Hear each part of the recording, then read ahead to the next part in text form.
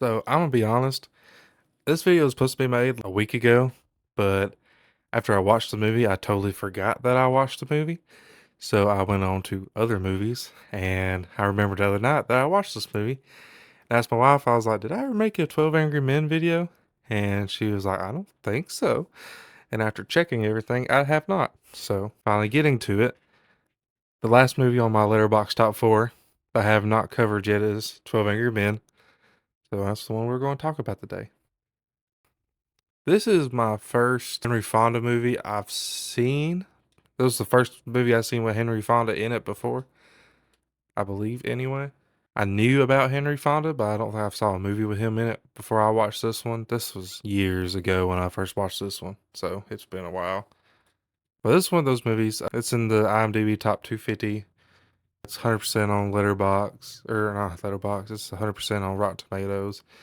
I don't know what the rating is on Letterboxd. I'm sure it's high, just like it is on every other film rating website slash platform, whatever.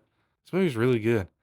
It's it's one of the, I guess, original single location movies, except for like the very beginning and the very end.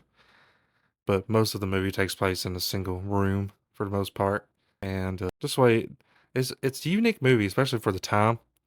It's shot like a movie from this era, but it's also got different cinematography techniques that make it fit well into the single location shoot. There are several moments here that are pretty great. In the very beginning, there's some little signals or mannerisms, I guess would be the word, from each juror that we focus our story on. That kind of gives you a glimpse of what they think about the movie, or not the movie, what they think about the trial that's happening. There's a couple that are really intently listening to the judge. There's the juror number three who's really intently looking at the defendant, who seems to have some kind of personal, I'm not sure what the word I'm looking for is, some kind of personal vendetta against for whatever reason. And especially even when they're walking out of the courtroom, there's different characters have different ways of just walking out the room or looking back at the defendant, things like that. But this movie this time, for sure. Which, saying that as well, it's not, it doesn't have very many crude or racially driven jokes or even anything like that. Not jokes or being serious about anything like. Oh, it's not. There's no racist moments that isn't from the general cast. There's a single character that is a very racist character against, especially against the race that the defendant is, and that's played into more of an antagonist thing. He's no one seems to give him any mind about it until it gets to the point where he's just going off on this huge rant about it. And then after the rant, juror number four, which is the most logical character, tells him just to shut up and not say another word. And at the end of the movie, he doesn't say another word after that. So it shows the progressiveness of its time. A joke I like to make to my wife every time we watch it is one of the characters are like, I don't teach no kids to say yes, sir, or no, ma'am, or yes, ma'am, no more. And they've been griping about this for 70 years. Because you hear it all the time now. Anyway, you've always heard that all the time from older generations. Oh, they quit. They're not teaching kids to say yes, ma'am, no, ma'am, yes, sir, no, sir. Which I hate to tell them as a Gen Zer, but I was raised to say that, and so was my wife, and so was my brother, and so is about every other person I know in my generation. Personally, know anyway. So I guess that's just a boomer thing to gripe about. Trying to think how to explain this without over explaining. I'm not going to go into every different character because that would just take forever for an unscripted video. But each character is fit for their own character study. And speaking on that, actually, my wife has actually told me when we watched this for the first time together that when she was in college for her theater class, they watched this movie and she had to had to choose a character from the movie and write a paper on them and why she related to that character. So I thought that was pretty interesting. I've heard similar things from my film students and stuff like that. I'm sure if you are a regular of the channel, you saw my short or my TikTok of the original mic drop, and it was of Henry Fonda's character pulling out basically the same knife and stabbing it into the table. I got a lot of views, by the way, so thanks. I think I saw that again on my stuff. I'm like, I don't think I ever made a 12 Angry Men video. I guess I uploaded that and I thought I did, so there's that. But anyway, this is probably one of those movies everyone needs to watch at least once. It's definitely not a bore.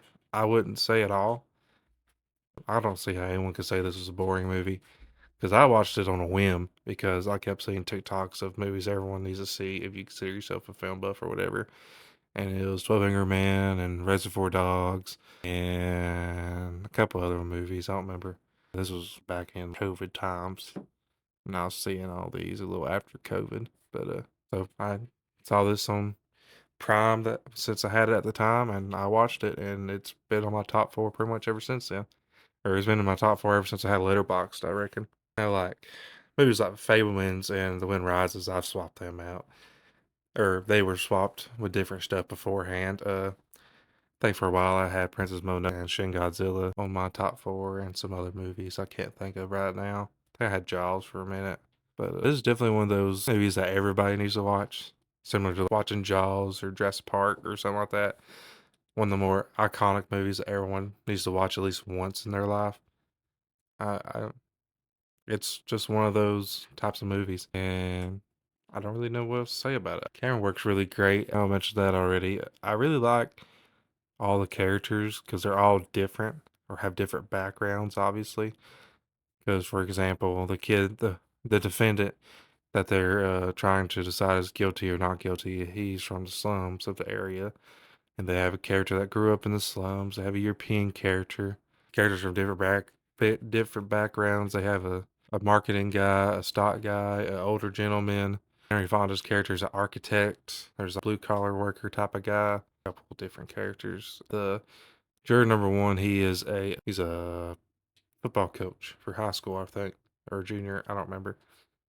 I know he coached football because I remember that being a conversation in the movie. And they just all have different jobs and different roles that they play in the movie, and I think their backgrounds go towards their roles a lot. And just I don't know, the character interactions, and just the style of this movie. Single room is hard to beat, especially if it's done right, and even to the point where like, even the outside setting changes, just change it up some. Because later on in the movie, a storm comes in and it changes the lighting in the room. They end up having to actually turn the lights on. And actually reminds me, another part of this movie that's like always been my favorite part. Every time I watch this, especially if it's during the summer, if the house is even remotely warm, if I really get locked into this movie, I feel like I'm in the same room because I'll start sweating and it'll start feeling hot and everything. I don't know. I get very immersed in it. It's the best way I can think to describe that. It's easy to get very immersed in this movie to me. I do it about every time I watch it. I, I just about get fully immersed into the setting and to the temperature that all the characters are feeling because the whole movie everyone's sweating except for juror number four, which that's this whole thing that he doesn't sweat because he doesn't get nervous, and but then his glasses become part of a conversation, and then one of the witnesses also wore glasses because she had the same bruises on her nose, and then he starts to sweat because then has a reasonable doubt. And eventually, he just gets a juror number three because he has a personal vendetta against the defendant, and it's just a whole thing. But spoiler for a 70 or 80 year old movie, they end up finding the defendant not guilty. But I'm not going to explain how they get there because how they get there is really the interesting part of the whole movie. Definitely watch the movie for yourself. I, I I'm sorry for rambling so much. I'm been trying to make these videos longer just to fill out the runtime instead of just uploading like 3 minute videos. I'm like, this movie's good, go watch it. Even though most of y'all don't even make it past a minute, but whatever. I'm gonna keep trying. I'm gonna try working on a longer video essay type video. Actually has some thought and some work put into it. That way I'm not rushing on it. I'm not sure what movie I'm gonna talk about or whatever I'm gonna talk about right now for it, but just look forward to that. Hopefully I will eventually be able to get that out and actually pick something to make a video on and whatever else. But anyway, I appreciate you watching if you actually made it to the end, and I will see you tomorrow.